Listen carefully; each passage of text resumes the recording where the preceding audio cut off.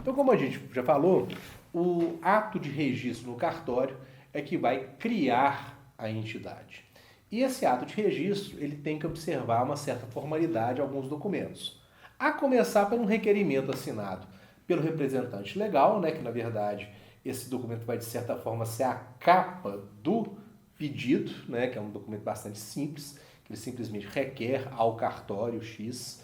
Lembrando que tem que ser um cartório com competência para registro de pessoas jurídicas, né, o registro daquela documentação. Então, se a gente pensa ali numa criação da entidade, né, o documento básico é o próprio estatuto, dentro daqueles elementos que a gente já discutiu, e estatuto esse que tem que ser obrigatoriamente assinado por um advogado, né, está previsto no Estatuto da Advocacia.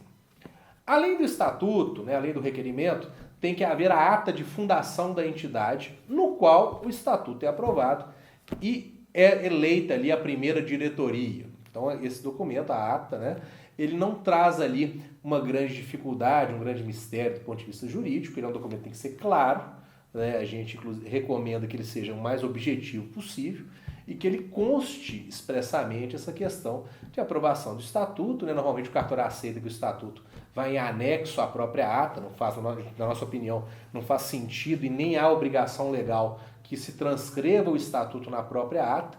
Faz muito mais sentido que ele vá em anexo, porque ele passa a ser um documento que pode ser manuseado, né, independente da ata, e fica mais fácil de ser lido, fica mais fácil de ser interpretado, inclusive por terceiros a quem esse estatuto seja apresentado. Um banco, um parceiro público, enfim. Né? Quando a gente fala de um registro de alteração estatutária ou alguma deliberação, uma ata de reunião da entidade já existente, tem que haver um edital de convocação também que vai junto com essa documentação e mostrando, né, o que foi convocado, com qual antecedência, com qual pauta, etc, etc. No caso ali da ata de fundação, né, ou também na ata de eleição de diretoria, de conselho, há uma série de informações que tem que ser colocada na ata em relação a essas pessoas que vão integrar esses órgãos, né? E aí é preciso colocar o mandato esse que tem que ser de acordo com o que é definido no estatuto, né? 3 anos, 4 anos, 2 anos, né?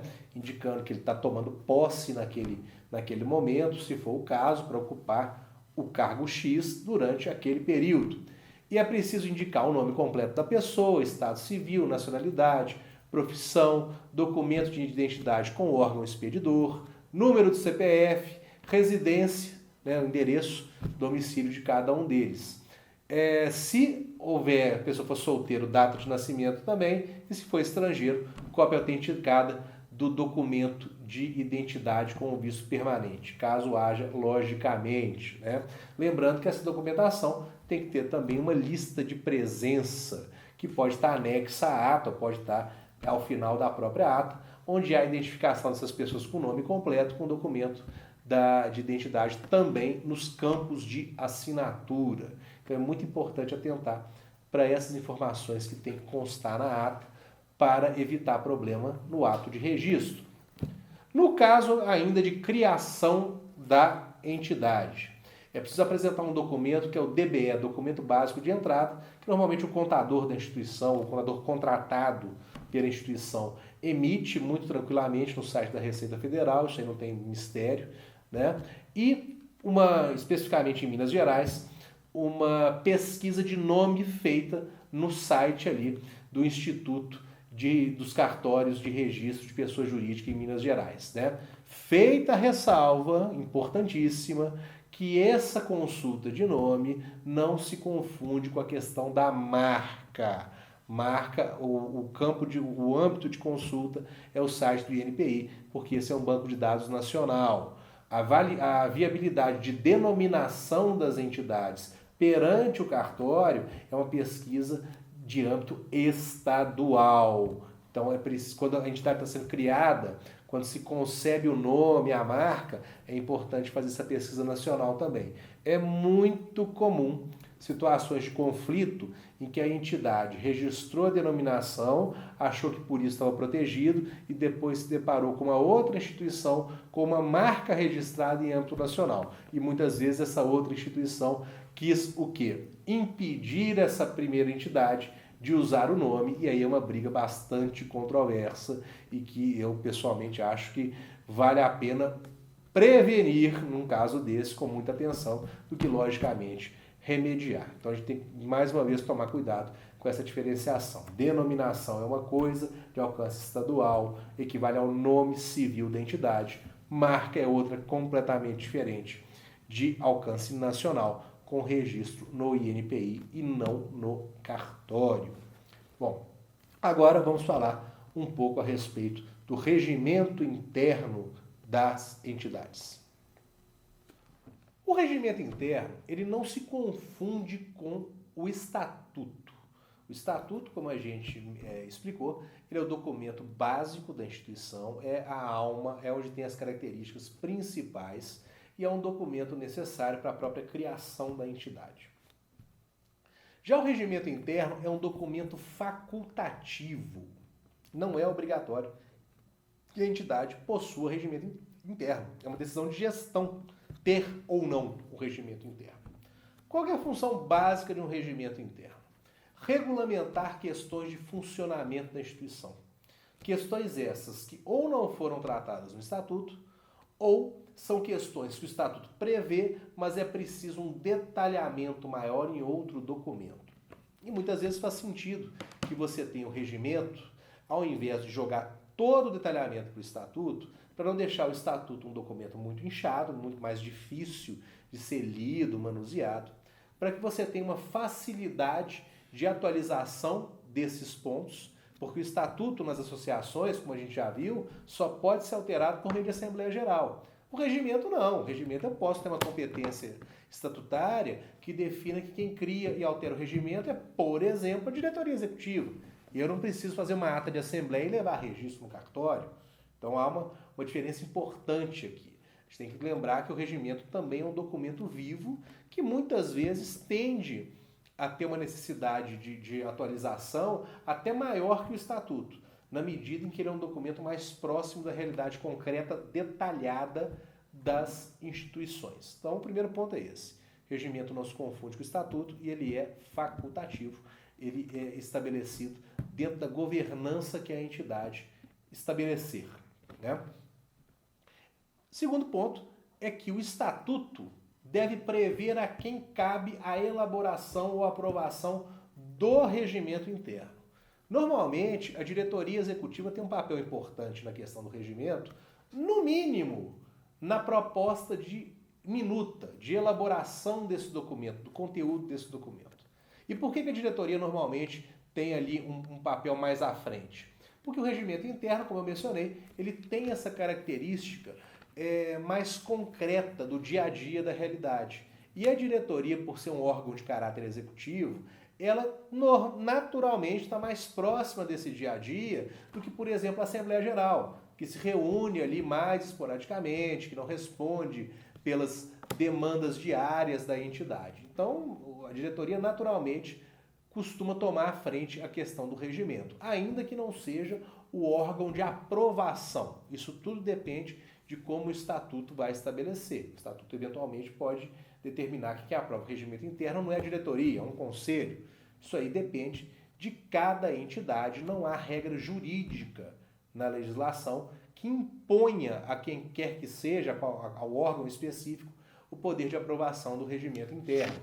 Da mesma forma, não há regra jurídica a respeito dos temas que obrigatoriamente têm que ser tratados em regimento. Então, o regimento pode tratar virtualmente qualquer coisa, exceto daqueles itens que são de competência obrigatória do Estatuto ou de previsão obrigatória do Estatuto, que são os elementos que a gente mencionou anteriormente, né? Aquelas cláusulas obrigatórias estatutárias não podem constar no regimento. Mas, evidentemente, o regimento tem que se submeter, tem que obedecer aos dispositivos do Estatuto, porque do ponto de vista hierárquico, o Estatuto prevalece sobre o regimento, é um documento de maior força. Então, na verdade, o resumo da questão do regimento, né, é no sentido de que, primeiro, não é obrigatório, vai depender muito da estrutura da entidade, da sua forma de governança, porque ao invés de ela ter um regimento, ela pode ter instruções internas, cada uma específica, para determinada coisa. Então aí depende muito da gestão que a entidade se propõe a fazer, se vai fazer sentido consolidar todas as regras internas num único documento ou não, né? É um documento que ele se presta a pormenorizar certas situações. Então, exemplos típicos de cláusulas de regimento são o procedimento de exclusão de diretor. Né? Como que ele vai ser feito? O diretor vai ter 30 minutos na Assembleia Geral para expor sua defesa, a pessoa que recomendou a exclusão vai ter 30 minutos também, né? Pode ter uma tréplica, pode ter uma réplica, enfim, esse tipo de discriminação, né? Vai ser feita uma reunião, a quem cabe secretariar a reunião, ou né, a entidade tem um corpo maior, uma estrutura maior e tem setores específicos. Quais são as regras de trabalho específicas para cada setor? Né? Qual que é o horário de funcionamento desses setores ou de uma filial? Então, como eu falei, depende muito da realidade. O que não dá é o regimento ser pura e simplesmente uma cópia do estatuto só para a entidade falar que ela possui um regimento. E isso não faz sentido algum, né? Então a noção do regimento tem que ser sempre no sentido de completude em relação ao estatuto, no sentido de dar mais detalhe, regulamentar certas situações que o estatuto não exauriu e que muitas vezes não faz realmente sentido que seja exaurido dentro do estatuto. A legislação do terceiro setor, ela prevê certos títulos e certificados que uma entidade, uma associação, uma fundação especialmente, podem pleitear. Então, o primeiro ponto aqui é perceber que esses títulos ou certificados não alteram a essência, a natureza jurídica da instituição. Se a instituição é uma associação, ela continua sendo uma associação. Se ela é uma fundação, ela continua sendo uma fundação. E o fato dela ter ali algum desses títulos, que a gente vai conversar sobre eles, não modifica essa situação. E os títulos, a ideia deles é que a entidade, por meio desse tipo de certificação, possa ter certos benefícios, mas, ao mesmo tempo, a legislação que estabelece o título pode impor à entidade certos deveres. Então, uma pergunta que eu recebo de uma maneira bem corriqueira é: qual é o melhor título que existe do terceiro setor? E a resposta é sempre a mesma: depende. Depende da entidade, depende do que ela pretende fazer. De um modo geral, a gente percebe hoje que muito do que era privativo desses títulos hoje é permitido a todo o terceiro setor, independente de certificação. Mais um motivo para a entidade refletir bem qual tipo de certificado ou de título que ela busca, ou até mesmo se ela precisa, no caso concreto, de um certo título ou certificado. Isso aí tem que ser feita uma análise de cada caso também. Bom, quais são os principais títulos certificados que existem hoje no Brasil? O título mais antigo, mais tradicional, é a utilidade pública, que encontra-se extinto no plano federal. A Lei de Utilidade Pública Federal foi extinta, não existe mais. E isso é reflexo, no meu entender, do fato que esse título, ao longo do tempo, ele acabou perdendo importância. Ele se mostrou uma coisa que ficou deslocada no tempo e no espaço, e muita entidade tinha esse título sem exatamente entender o porquê. E tudo que ele trazia de benefício hoje pode ser aplicado a todas as entidades de maneira indistinta. Então o título federal foi extinto. Na minha leitura, há uma tendência que as leis estaduais e municipais também sejam extintas pela mesma razão, né? E isso aqui deixa de ter uma relevância dentro do campo do terceiro setor. Um outro título, né, é o Certificado de Entidade Beneficente de Assistência Social, o SEBAS, previsto na Lei 12.101. Esse certificado é o antigo Certificado de Filantropia. O nome atual dele é SEBAS. E desde 2009, ele passou a ser concedido por 3 ministérios: Ministério da Educação, Ministério da Saúde ou Ministério do Desenvolvimento Social, para, respectivamente, a área de educação ou de saúde ou de assistência social. Então a entidade requer o SEBAS ao Ministério, relativo à sua atividade preponderante, atividade onde essa entidade mais ali atua. Historicamente, a principal função do SEBAS é uma função de caráter tributário, porque a Receita Federal, historicamente, entende que a entidade beneficente de assistência social só fica dispensada do pagamento de contribuições sociais, com base no artigo 195 da Constituição, se ela detiver o SEBAS. E hoje isso está colocado bem ali de lado, porque aquela jurisprudência que eu mencionei do STF, que falou que os requisitos para a imunidade, inclusive essa do artigo 195 da Constituição, devem estar somente em lei complementar, isso mostra que o SEBAS não é exigível e essa tese da Receita ela fica vencida, derrubada na discussão. Porque a Lei 12.101 não é uma lei complementar, a natureza dela é de lei ordinária. A lei complementar que rege as imunidades tributárias é o Código Tributário Nacional, o CTN, que estabelece apenas 3 requisitos para gozo da imunidade. A entidade não pode distribuir lucro, a entidade tem que aplicar seus recursos dentro do país e ela tem que manter a sua escrituração contábil regular. Então, as entidades que têm o SEBAS ou que pretendem ter o SEBAS, na verdade, tem que ter essa noção, porque dos certificados, dos títulos todos, o que mais dá trabalho, o que mais é difícil de obter e de manter é o SEBAS, com certeza absoluta. Os processos de certificação são extremamente demorados, ao ponto de demorar 4, 5, 6 anos para uma decisão. Então, hoje, mesmo as entidades que ainda têm o SEBAS, muitas delas têm entrado com ações em juízo para poder ter reconhecido o seu direito de não precisar do SEBAS para ficar dispensada do pagamento da tributação por meio de imunidade. Então, esse é um caminho que muitas entidades têm traçado. E, além disso, tem um tributo em específico, que é o PIS, que é um tipo de contribuição social incidente sobre folha também, mas que não se confunde com a contribuição social do INSS. Até 2017, a Receita Federal cobrava o PIS, inclusive das entidades que tinham SEBAS. E isso foi pacificado pelo Supremo Tribunal Federal, foi pacificado até antes, lá em 2014, no sentido de que a entidade que tem o SEBAS fica dispensada de todas as contribuições sociais, inclusive o PIS. Então, muitas entidades que têm o SEBAS podem ter um direito de recuperação de tributos pagos, do PIS especificamente, nesse período para trás, né? Você pode pedir a devolução do que eventualmente foi pago nos últimos 5 anos. De toda forma, é um título que hoje ele acaba tendo ali a sua relevância questionada, já que o ponto tributário, que era o de maior impacto, a jurisprudência tem entendido que ele não é necessário para isso. Claro que ainda são discussões ainda relativamente recentes, né, em cima de decisões relativamente recentes, melhor dizendo, porque essas discussões elas têm décadas de debate, na verdade, né? Então é importante que a entidade ela avalie com cautela o caminho a seguir. Eu não recomendo, por exemplo, que ela simplesmente descarte os SEBAS que ela já tem sob o argumento que o judiciário consolidou um posicionamento. Isso, pelo menos no curto prazo, ainda seria perigoso. O que me parece fazer mais sentido é estabelecer estratégias paralelas, ajuizar a ação para discutir a necessidade ou não do SEBAS, mas em paralelo manter o procedimento de renovação caso a entidade tenha o certificado, avaliar se ela pagou o PIS nesse período que não possa eventualmente ser objeto de recuperação por meio de uma ação também e daí por diante.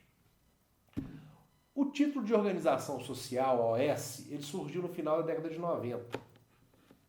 E a ideia dele original era uma parceria entre o poder público e as entidades do terceiro setor que tivessem esse certificado para que as entidades absorvessem certas atividades estatais, inclusive no que diz respeito à gestão de estruturas públicas, hospitais, bibliotecas, teatros, coisas nessa linha, né? Do ponto de vista federal, a OS foi um título muito pouco utilizado do final da década de 90 para cá, inclusive porque ela foi objeto de uma ação direta de inconstitucionalidade que concluiu ser o certificado e a parceria que dele decorre, que é o contrato de gestão, instrumentos constitucionais, né? O que é preciso é respeitar princípios da administração pública na gestão do recurso público, o que se aplicaria em qualquer caso, na verdade. Então, o título de OS, ele acaba tendo um impacto concreto mais relevante em níveis estaduais e municipais. Então, o estado de São Paulo, por exemplo, ele usa muito essa titulação na saúde e na cultura, com resultados ali bastante significativos, né? Minas Gerais, agora em 2018, fez uma lei de OS, porque antes esse tipo de parceria ficava misturado com a legislação de OCIP, era uma coisa só, agora está sendo segmentado, né? Agora de julho para agosto de em agosto de 2018 passou a haver uma lei específica para isso, e a evolução desse conceito da OS é no sentido de que você tem uma titulação não só para poder ali gerenciar um espaço público a princípio, né? Mas ele absorve também atividades que sejam contínuas, parcerias que não têm propriamente ali uma entrega final e que se encerra com essa entrega. Então, a entidade, para poder ter o título de OS, ela faz um procedimento de certificação, né? No plano federal, essa certificação é do Ministério da área de parceria e é um ato discricionário, ou seja, o Ministério dá o título se ele quiser. Ele tem essa prerrogativa por lei de negar o título porque ele acha que não é conveniente. O que, de certa forma, acaba talvez explicando por que no campo federal esse título não é tão utilizado assim. Na esfera estadual em Minas Gerais, o ato é vinculado, ou seja, se eu atender aos requisitos legais da certificação, o Estado é obrigado a me conceder o título. E aí é uma série de pormenores que tem que ser observados, né, como criação de conselho, com determinadas competências, regras de transparência, que tudo isso tem que ser devidamente ali adequado dentro do Estatuto da entidade, para ela fazer um requerimento, no caso a Secretaria de Estado de Planejamento, para ele analisar e aí conceder o título, caso ela atenda a essas disposições. O título de OCIP, Organização da Sociedade Civil de Interesse Público, surgiu pela primeira vez pouco depois da OS. Enquanto a OS é de 97, a OCIP é de 99, também no plano federal, no caso na Lei 9790. E a ideia da OCIP é que ela fosse um instrumento de fomento às instituições, inclusive, especialmente, a atividades que as instituições já executavam. E o Estado, então, ao invés de entregar a elas uma atribuição, atuaria como fomentador dessas atividades. O título de OCIP ele permite à entidade uma relação específica de parceria por meio de um instrumento chamado termo de parceria, que não se confunde com o contrato de gestão, apesar de ter ali algumas similaridades do ponto de vista da governança. Esses dois instrumentos, eles têm ali, eles foram, de certa forma, estabelecidos como um marco no direito brasileiro de mudança, ou de uma tentativa de mudança, daquele controle burocrático do Estado nas parcerias para um controle, uma análise efetivamente gerencial e qualitativa. Então passa a haver uma comissão de monitoramento e avaliação, passa a haver mais expressamente a necessidade de definição de metas e indicadores na parceria que têm que ser observados, né, inclusive como condição para os repasses de recurso público e daí por diante. Né? No campo federal, o título de OCIP pode ser requerido ao Ministério da Justiça, enquanto no campo estadual, em Minas Gerais, é a Secretaria de Planejamento. Em ambos os casos, a concessão é ato vinculado, então é obrigado a entrega do título se a entidade cumprir os requisitos legais que ali estão, né? E aí também você tem alguns requisitos que a legislação impõe, como uma estruturação de um conselho com certas competências, uma definição de atividades que podem ser objeto de certificação, não é qualquer coisa. Por exemplo, na OCIP, se a entidade prestar atividade de ensino, tem que ser gratuito. Saúde também, no caso da OCIP estadual. A OCIP federal não prevê atividade de esporte como passível de ser titulada. A estadual de Minas prevê, desde que seja esporte amador, e daí por diante. Hoje esses títulos eles estão numa situação ali de menor intensidade de uso por alguns motivos.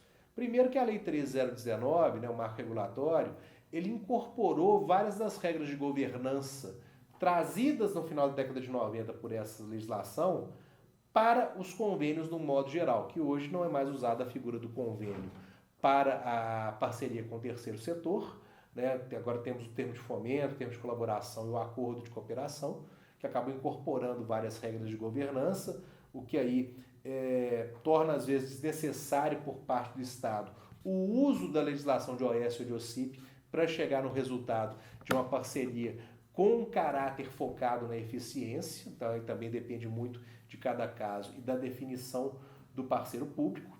E outros benefícios que esses títulos tinham foram incorporados ao longo do tempo na legislação para todo o terceiro setor.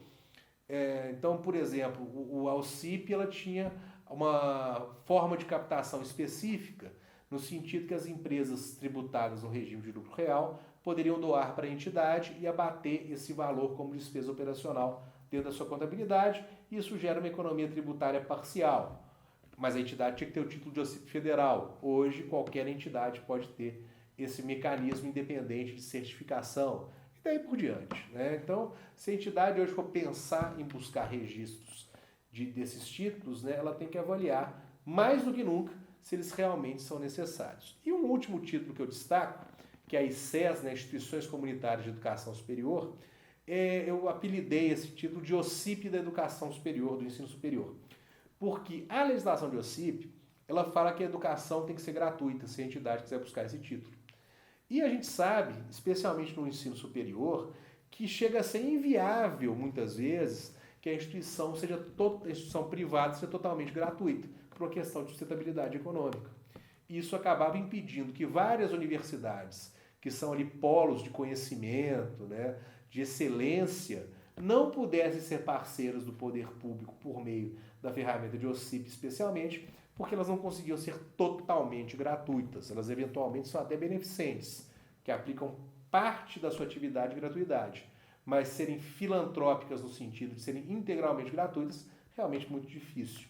Então esse título do ICES, ele surge como sendo uma alternativa, dele permitir parcerias, permitir termos de parceria para essas instituições, mas sem a obrigatoriedade que elas fossem totalmente gratuitas. E essas parcerias seriam basicamente para atividades de extensão, né? Ou seja, atuação ali da faculdade ou da universidade para a comunidade que a cerca muitas vezes, um hospital-escola, um departamento de assistência judiciária gratuita, coisas nessa linha. Em relação aos títulos certificados, para a gente fechar esse raciocínio, é importante perceber algumas coisas além dos alertas, das observações que eu já mencionei. O primeiro delas é perceber que OSC, Organização da Sociedade Civil, não é um título ou um certificado, mas sim uma expressão genérica de todas as entidades do terceiro setor. E isso está expresso lá na Lei 13.019, no chamado marco regulatório do terceiro setor. Logo no artigo 2º, inciso 1º, ele fala que a Organização da Sociedade Civil, basicamente, é uma entidade privada sem fins lucrativos que não faz ali distribuição de lucro ou de coisas similares a uma série de pessoas. Então, isso é um conceito que acaba pegando todas as associações, todas as fundações, né? E havendo ali atuação de interesse social, é uma organização que pode, inclusive, ser parceira independente de certificação, se eu for pelo caminho do marco regulatório, né, das parcerias que estão no marco regulatório. Se eu quiser parceria nos instrumentos previstos em lei de OS ou lei de OCIP, aí sim eu preciso da certificação específica. Né? E outra questão que eu já mencionei é que vários desses benefícios que eram concedidos para as entidades foram ampliados para todo mundo, mas do ponto de vista tributário tem uma questão importante, porque historicamente a gente se deparava com várias situações em que a entidade recebia um certo benefício tributário, de isenção, enfim, ou até de imunidade, entre aspas, como se o título fosse uma condicionante para isso, e na verdade percebe-se que essas condicionantes eram inconstitucionais. Por quê? Especialmente na imunidade, como eu já mencionei, a lei que regulamenta, que estabelece os requisitos a serem cumpridos, é o Código Tributário Nacional, que não fala absolutamente em certificado algum. Bom, então um exemplo muito típico dessa exigência de certificados, que na verdade mostra-se inconstitucional, é a própria exigência do SEBAS, daquele certificado da Lei 12.101, para gozo de uma suposta isenção tributária relacionada a contribuições sociais. Na verdade, isso é uma imunidade, por estar previsto constitucionalmente, né, tudo que está previsto na Constituição nesse sentido, de limitar poder tributar, é entendido como imunidade, e sendo uma imunidade sujeita à regulamentação por lei complementar, né? No caso o Código Tributário Nacional, mas a legislação do SEBAS não é lei complementar e, portanto, não poderia dispor a exigência do certificado como condicionante para o gozo dessa imunidade. Então, esse é um tipo de situação que a gente muitas vezes vê replicado em âmbito estadual, municipal, para outros tributos e que várias vezes é um objeto de questionamento. Se for uma isenção do ponto de vista conceitual, né, se estiver fora daquelas hipóteses constitucionais de imunidade, aí tudo bem, aí você pode até ter uma legislação que exija o certificado, mas a gente vê que em vários casos não é exatamente isso. Então a gente também tem que ter essa consciência, porque às vezes a entidade busca um título ou mantém um título achando que ele é um grande diferencial do ponto de vista tributário, e em quase todos os casos ele de fato não é. Bom, meus caros, então com isso a gente encerra aqui o nosso módulo jurídico desse curso. Eu deixo aqui no material os meus contatos, né, para ficar à disposição de vocês. E esse é um tema que tem que ser realmente muito discutido, muito aprofundado, porque é um tema complexo, né, um tema rico e fundamental para as entidades do terceiro setor.